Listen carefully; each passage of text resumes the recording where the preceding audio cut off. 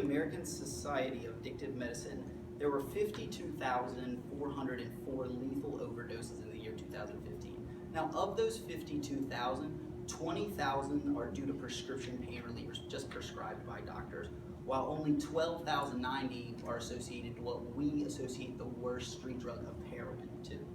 So that's about just over half the deaths of heroin or twice as many deaths of heroin are with prescription pills.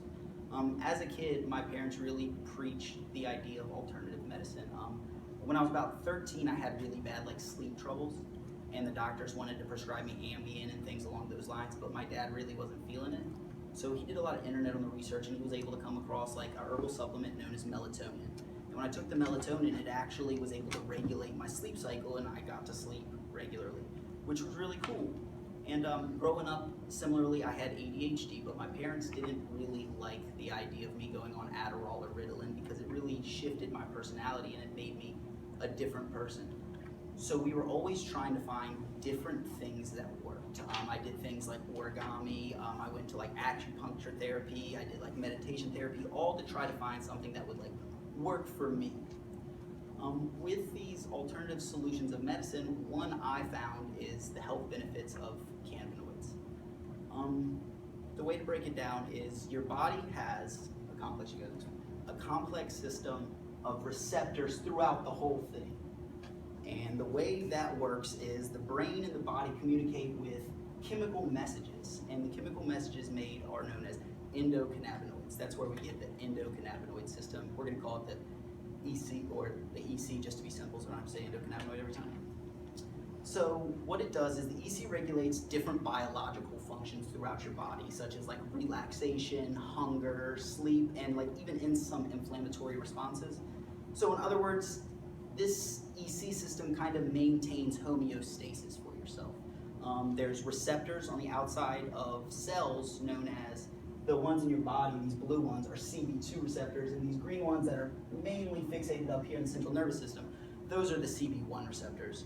And they're on the outside of cells, and they're kind of monitoring what's going on in the cell. If the cell's overactive, underactive, it's got something in it, they'll synthesize the endocannabinoids from just fats around, and it'll attach itself to that receptor. And when it attaches itself to that receptor, it floods it with information saying, hey, make this less active.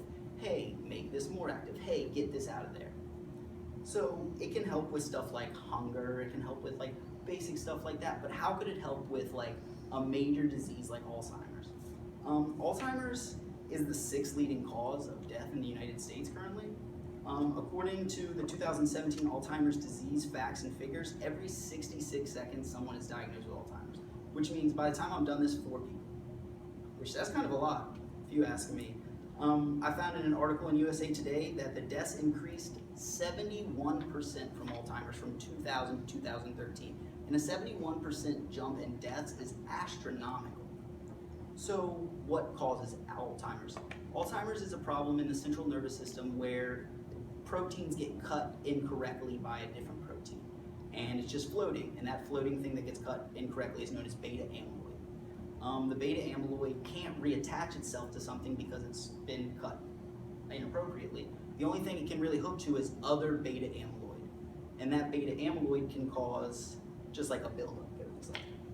So as you can see, the enzymes kind of cut the beta amyloid wrong, and then instead of having these big floating blue APP, which that's what that's known as, you just get these short segments of beta amyloid that end up building up and balling up and creating these things known as beta amyloid plaque. The way the central nervous system works is it's like a circuit system.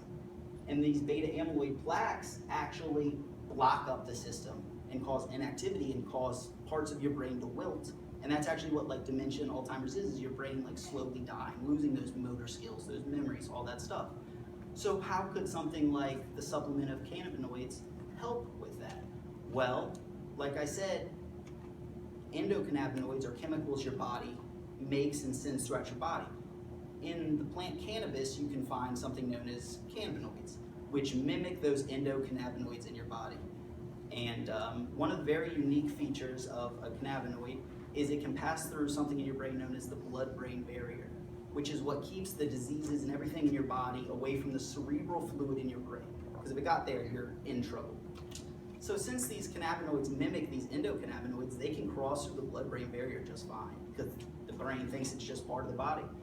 So it makes its way into that central nervous system, and like I said, its job is to maintain that homeostasis. So it realizes, hey, these beta amyloids are not supposed to be here. Why are they in the central nervous system? So it'll attach itself to the beta amyloid, and it'll just pull itself out of the central nervous system, essentially mitigating the problem, not fixing it. It's not creating the proteins to not be cut improperly, but it's helping a lot of these people not lose those motor skills, not have these problems. So what does all this mean? At the end of the day, cannabinoids, endocannabinoids, they're not an end-all be-all solution to fix every problem ever. Actually, they don't even really fix Alzheimer's. They really only help with the symptoms of it. But as you can see, the cannabinoids, they do have medicinal benefits, and they can help with major diseases such as Alzheimer's.